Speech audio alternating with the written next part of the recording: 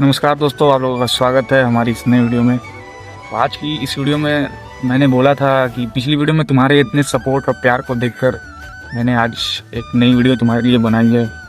इसमें मैंने पूरा कोऑर्डिनेट ज्योमेट्री और कैलकुलस का पार्ट, डेफिनेट इंटीग्रल और एरिया अंडर द कर्व और फिर ये डिफरेंशियल इक्वेशन, वो सब कवर कर दिया है। तुमने हर जगह 4-4 घंटे का वीडियो देखा होगा, अल्टीमेट टॉप 50 क्वेश्चन, ये क्वेश्चन वो क्वेश्चन, 4-4 घंटा।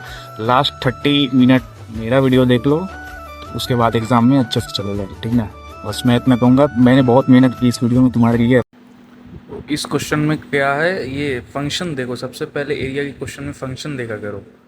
ये दो फंक्शन दिए हुए हैं, तुम्हें मैं बताता हूँ यहाँ ग्राफिकल ट्रांसफॉर्मेशन कैसे लगाते हैं।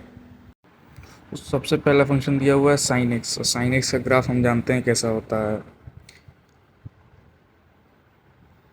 अब मॉड साइन एक्स, तो मॉड साइन एक्स में क्या होगा, वाई वाला जो पार्ट नीचे है वो सब ऊपर आ जाएगा। और यहाँ एक्स की लिमिट क्या है, 0 से 2 पाई के बीच ही बनाना है। 0 से 2 पाई के बीच हम बना देते हैं। और फिर 1 प्लस मॉड साइन एक्स क्या हो गया, 1 यूनिट वाई एक्सिस से ऊपर चला जाएगा। तुम यहाँ देख सकते हो, फिर ये ऐसा हो जाएगा 2 पाई। और एक फंक्शन है y2, क्या है, माइनस मॉड साइन एक्स। तो मॉड साइन एक्स जो है वो उसका अपोजिट हो जाएगा, यानी अगर वो पूरा ऊपर है तो ये पूरा नीचे आ जाएगा। तो 0 से 2 पाई। तुमको यहाँ ग्राफिकल ट्रांसफॉर्मेशन सीखना है, समझा। तो एरिया क्या हो जाएगा, एरिया के लिए याद रखो, ऊपर वाला कर्व माइनस नीचे वाला कर्व इंटू डी एक्स, और फिर उसकी जो लिमिट होगी वो लगा देना। अब यहाँ लिमिट है 0 से 2 पाई, तो 0 से 2 पाई हम लगा देते हैं। ऊपर वाला कर्व क्या है, अब यहाँ पे देखो, ये कौन सा फंक्शन है, ये है साइन एक्स, क्योंकि ये ऊपर जैसे साइन एक्स होता है वैसा ही। और ये क्या है, ये है माइनस साइन एक्स, क्योंकि इसको अपोजिट करके बनाया गया। ये कौन सा फंक्शन है, ये है माइनस साइन एक्स। और ये क्या है, ये है साइन एक्स। तुम समझ रहे हो ना।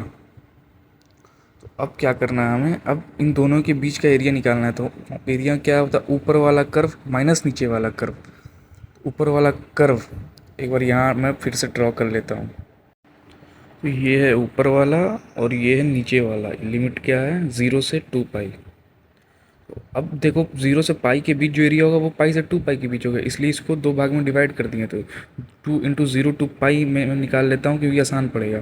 तो ऊपर वाला साइन एक्स, नीचे वाला माइनस साइन एक्स, तो 2 साइन एक्स नहीं, लेकिन ये जो फंक्शन है ये साइन एक्स नहीं है, ये है 1 प्लस साइन एक्स। तो अब क्या हो जाएगा, ऊपर वाला 1 प्लस साइन एक्स और नीचे वाला माइनस साइन एक्स, तो टोटल 1 + 2 साइन एक्स और डी एक्स। फिर तुम सॉल्व कर लेना, मैं डायरेक्ट यहाँ पे ये कर देता हूँ। अब मैं कॉन्सेप्ट बता दे रहा हूँ। ये देखो, एरिया निकालने के लिए लिमिट a टू b, अगर एरिया निकालना हो, ऊपर वाला कर्व दिया हो नीचे वाला दिया हो, तो क्या होता है एरिया, ऊपर वाला कर्व माइनस नीचे वाला इंटू डी एक्स। तो ऊपर वाला y2 माइनस y1, तुम कोई भी ले सकते हो, y1 माइनस y2 भी कर सकते हो, लास्ट में मॉड लगा दिया करो, इंटू डी एक्स। तो यहाँ y जो आएगा x के टर्म में आएगा, तो लिमिट भी डी एक्स के टर्म की लिमिट रहेगी। और अगर फंक्शन ऐसा दिया हो, वाई एक्सिस से उसकी लिमिट दी हुई, तो एक्स, तो लिमिट वाई की लगाएंगे, और जो फंक्शन की वैल्यू होगी वो x = वाई के टर्म में लिखेंगे। x2 - x1 dx dy a to b। यहाँ भी तुम एरिया के लिए मॉड लगा सकते हो अगर माइनस आ गया तो। अब आते हैं नेक्स्ट क्वेश्चन की तरफ। इस क्वेश्चन में क्या दिया हुआ है, for natural number n cn be the curve on in xy plane. cn दिया है x की पावर n, cn का फंक्शन x की पावर n, और लिमिट x की क्या दी हुई है, 0 से 1, और an दिया area between cn and cn+1। cn+1 क्या हो जाएगा, y = x की पावर n+1। तो इन दोनों के बीच का एरिया निकाल के क्या करना है, लार्जेस्ट वैल्यू एरिया की लेना है। इसके मतलब हमें डिफ्रेंशिएट करके मैक्सिमम वैल्यू निकालनी पड़ेगी। तो एरिया के लिए मैंने तुम्हें क्या बताया, क्या कंसेप्ट बताया था एरिया के लिए? ऊपर वाला कर्व, कोई भी कर्व ले लो, माइनस करके मॉड लगा देना, x in minus x in plus one d x. Limit क्या है? 0 to 1, 0 to 1 की लिमिट लगा दो। अब इसको कैलकुलेट करते हैं। तो इस ये तो मैं वही कॉन्सेप्ट बता रहा हूँ जो तुम्हें मैंने बताया था। y की लिमिट हो तो dy के टर्म में, y के टर्म में लिखते हैं फंक्शन को, x की लिमिट हो तो x के टर्म में फंक्शन को लिखते हैं। तो यहाँ x की लिमिट है तो x के टर्म में फंक्शन लिखा हुआ है। इंटीग्रेशन x की power n plus one by n plus one minus x की power n plus two by n plus two, limit 0 to 1। Lower limit तो 0 हो जाएगी क्योंकि 0 है x, तो ऊपर limit 1/n+1 minus 1/n+2। Calculate करेंगे इसको। Area is equal to n+2 minus n-1/n+1 into n+2 minus 1/n+1 into n+2। तो एरिया क्या आ गया? 1/n+1 into n+2। अब इसे सॉल्व करने के लिए हमें मैक्सिमाइज करना है इसको, ठीक। Area should be maximum. तो इसके दो मेथड हैं, एक मेथड 1 और एक मेथड 2। मेथड 2 क्या है कि तुम इसको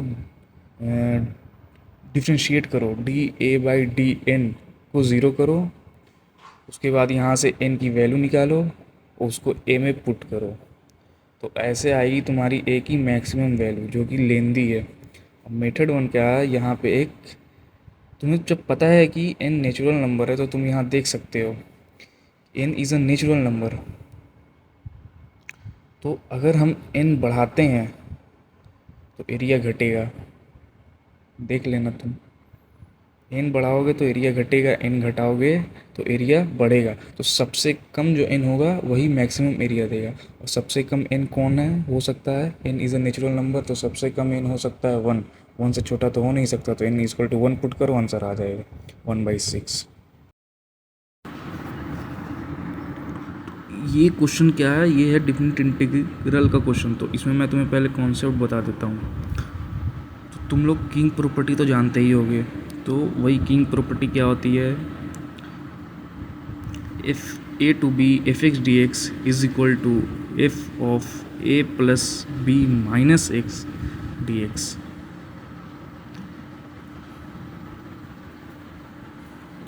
दूसरी प्रॉपर्टी क्या होती है, एक 0 to 2a f(x) dx is equal to 0 to a f of x plus f of 2a minus x dx।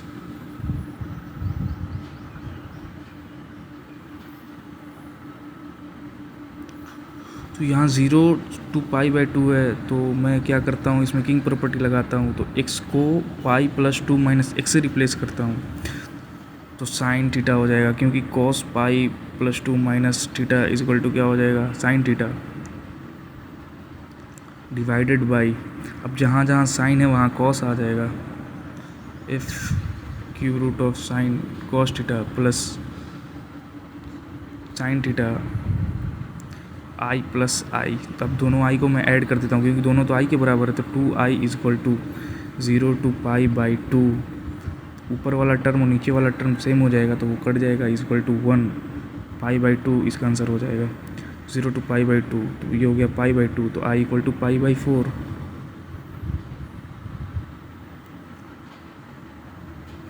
इसका कोई यूज़ ही नहीं हो। अब इसको, इस फंक्शन को तुम पुट करके सोचते बनाने तो बहुत टाइम लग जाता। चलो नेक्स्ट क्वेश्चन की तरफ बढ़ते हैं। लार्जेस्ट एरिया, यहाँ भी लार्जेस्ट एरिया पूछा है। लार्जेस्ट जहाँ आए उसका मतलब मैक्सिमाइज़ करना है, डिफ्रेंशिएट करके ज़ीरो करो। तो पहले y equal to 1 minus x square का हम ग्राफ बना लेते हैं। तो y equal to 1 minus x square, ये है y equal to x square, ये है माइनस एक्स स्क्वायर, 1 माइनस है तो 1 प्लस ऊपर शिफ्ट कर देंगे y से, तो ये है 1 माइनस एक्स स्क्वायर। तो ये भी ग्राफिकल ट्रांसफॉर्मेशन से हम निकल लिया। Whose sides are parallel to coordinate axis and above the x axis. Rectangle बताना है एक्स एक्सिस के ऊपर जिसकी साइड्स पैरेलल है कोऑर्डिनेट एक्सिस के। तो अब इस रेक्टेंगल को देखो, ये अगर डिस्टेंस x है तो ये भी x है, तो इस रेक्टेंगल की लेंथ हो गई 2x और इसकी ब्रेथ क्या हो गई, ये हो गया मान लिया y, ठीक है ना। तो इस y की वैल्यू क्या होगी, ये y की वैल्यू आएगी फंक्शन की वैल्यू से। तो फंक्शन की value y equal to 1 minus x square. तो यानी अगर ये चलो एरिया निकालते हैं, तो एरिया क्या हो जाएगा, area is equal to length into breadth. तो लेंथ क्या है 2x और उसकी हाइट क्या है 1 माइनस एक्स स्क्वायर। तो अब इस एरिया को मैक्सिमाइज़ करना, और हम जानते हैं मैक्सिमाइज़ करने के लिए dA/dx को ज़ीरो करो, x की वैल्यू आएगी। अब उस x की वैल्यू को इस फंक्शन में पुट कर देंगे तो एरिया की वैल्यू आ जाएगी।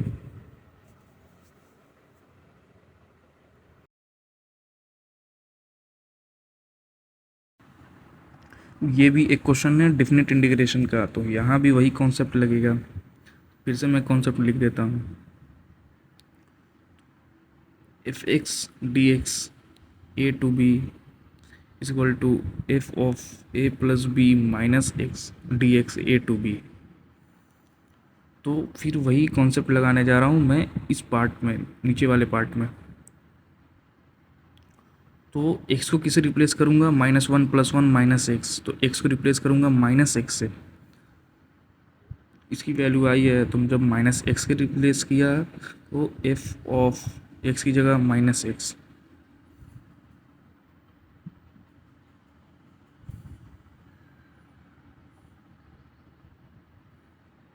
By 1 + e⁻⁻x। तो अब ये इसे कैलकुलेट करते हैं, अगर e⁻⁻x को 1/e⁻x करके सॉल्व करेंगे तो ये आ जाएगी value e⁻x into F of minus x by 1 + e⁻x limit -1 to 1। तो अब ये इंटीग्रल और वो स्टार्टिंग वाला और इस दोनों को ऐड कर देंगे, जो कि पहले से हम लोग करते आ रहे हैं। तो i + i 2i is equal to, और इस क्वेश्चन में फंक्शन इवन दिया हुआ है तो तुम्हें पता है f of minus x is equal to f x हो जाएगा। तो इसको पुट करके तुम खुद से इसे सॉल्व कर लेना। तुम एक और कॉन्सेप्ट देख लो, अगर लिमिट 0 to 2 है एफ एक्स डी एक्स है, और अगर फंक्शन इवन है तो इसकी वैल्यू 2 × 0 2 है एफ एक्स डी एक्स। तुम इसे 2 पार्ट में डिवाइड कर सकते हो, 0 2 है लिमिट लगा के 2 से गुना कर सकते हो अगर फंक्शन इवन है तो। और अगर यही फंक्शन ऑड है तो इसकी लिमिट 0 होगी। तो तुम ये सब पढ़ चुके होगे अब तक मेरे ख्याल से, मैं बस रिवाइज करा दे रहा हूँ। ये क्वेश्चन इसलिए मैंने लिया है कि इसमें तुम्हें लिबनीज़ रूल लगाओ, उसके बाद तुम्हें एक फंक्शनल इक्वेशन आएगी, डिफरेंशियल इक्वेशन, उसको सॉल्व करना पड़ेगा। इक्वेशन है f x equal to e⁻x + 2 + 0 to x f t d t. तो ऐसे फंक्शन को हमेशा डिफ्रेंशिएट करना पड़ता है। लिबनीज़ रूल लगाएंगे तो इसे डिफ्रेंशिएट करेंगे तो क्या आएगा, तो x के रिस्पेक्ट में डिफ्रेंशिएट कर रहे हैं, अगर ऐसा फंक्शन कहीं दिखे तो डिफ्रेंशिएट ही करना है। F dash x is equal to e⁻x² का डिफ्रेंशिएशन 2x इंटू e⁻x²/2, और x²/2 का कोफिशिएंट 2 है तो वो कट जाएगा, प्लस t की जगह t को रिप्लेस करेंगे अपर लिमिट के साथ, तो x F x minus lower limit तो 0 ही हो जाएगी। तो अब तुम्हें देखो एफ डैश एक्स होता है dy/dx is equal to x into e⁻x²/2 plus x into f x को रिप्लेस करेंगे y के साथ, क्योंकि ये दोनों इक्वल हो गए हैं ना।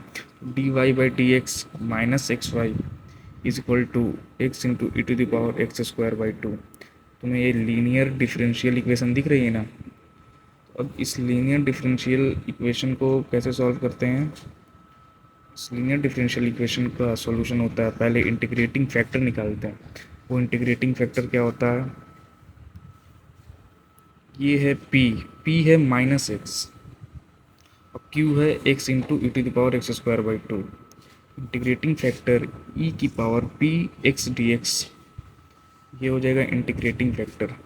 डिफरेंशियल इक्वेशन की सॉल्यूशन होती है y into integrating factor is equal to q into integrating factor dx integration x के रिस्पेक्ट में, ठीक। इसे तुम अब आगे सॉल्व कर सकते हो, मैंने बस इसका कॉन्सेप्ट बता दिया। यहाँ लिबनीज भी लगा, डिफरेंशियल इक्वेशन भी लगा। देखो डिफिनिट इंटीग्रल का एक और क्वेश्चन, तो यहाँ भी तुम्हें किंग प्रॉपर्टी लगानी पड़ेगी। इसमें लिमिट क्या है, -π/2 से π/2, तो a plus b minus x, ये कट जाएगा, माइनस एक्स बचेगा। तो x को माइनस एक्स के साथ तुम्हें रिप्लेस करना पड़ेगा, ठीक। तो मॉड एक्स तो सेम ही रहेगा और साइन स्क्वायर एक्स भी सेम रहेगा। 1 plus root mod x sine square x plus sine minus x, limit तो -π/2 से π/2 रहेगी। और साइन माइनस एक्स क्या होता है, minus sine x by 1 plus root mod x. Minus तो वैसे भी मॉड एक्स है तो माइनस से कोई फ़र्क नहीं पड़ता, डी एक्स। अब ये दोनों को हम ऐड कर देंगे, i इक्वल टू ये, i इक्वल टू ये, तो 2i इज इक्वल टू -π/2 से π/2, और ये प्लस साइन एक्स और माइनस साइन एक्स वाला टर्म कट जाएगा, बचेगा क्या, 2 into 1 plus root mod x sine square x by 1 by root mod x. यहाँ पे ब्रैकेट है वो मैंने छोड़ दिया था, 1 प्लस रूट मॉड एक्स, तो ये कट गया, बचा गया 2 साइन स्क्वायर एक्स। अब इसको तुम खुद से सॉल्व कर लेना, मैं तो सारे कॉन्सेप्ट बता दे रहा हूँ, बाकी तुम खुद सॉल्व कर लेना। इस क्वेश्चन में देखो क्या दिया हुआ है, ये 0 to 1 इंटीग्रल 0 दिया हुआ है। इसका मतलब क्या है, अगर तुम ड्रा करके देख लिया करो, अगर तुम यहाँ से शुरू कर रहे हो, तुम्हारे फंक्शन की वैल्यू एरिया क्या बोला है, 0 होना चाहिए। तो अगर तुम यहाँ शुरू कर रहे हो, अगर तुम्हारा कर्व वाई एक्सिस के ऊपर ही है तो एरिया हमेशा पॉजिटिव आएगा, वाई एक्सिस के नीचे जाएगा तब एरिया निगेटिव आएगा। तो 0 करने के लिए ऊपर नीचे दोनों होना चाहिए, तो ऊपर नीचे जब दोनों होगा तो एटलीस्ट एक रूट तो आएगा ही ना, एटलीस्ट 1 रूट बिटवीन 0 to 1। सो ये कंसेप्ट था, एरिया 0 होने के लिए एटलीस्ट 1 रूट बिटवीन 0 to 1।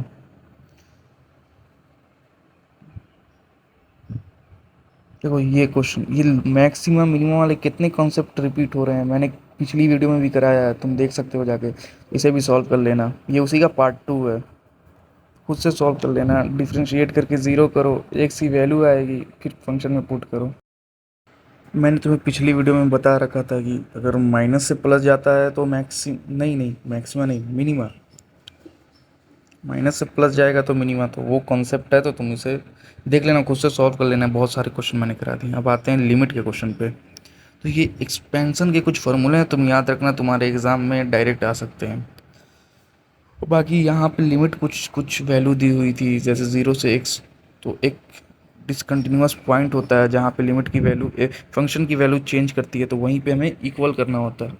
तो limit x tends to 0 1 minus cos 2x by x square, इसकी लिमिट कैसे निकालेंगे, 1 minus cos 2x by 2x का होल स्क्वायर, और फिर जब फोर्स, क्योंकि 1 minus cos theta by theta वो 1/2 आता है, तो इंटू 4/2, तो अल्फ़ा की वैल्यू हो गई 2।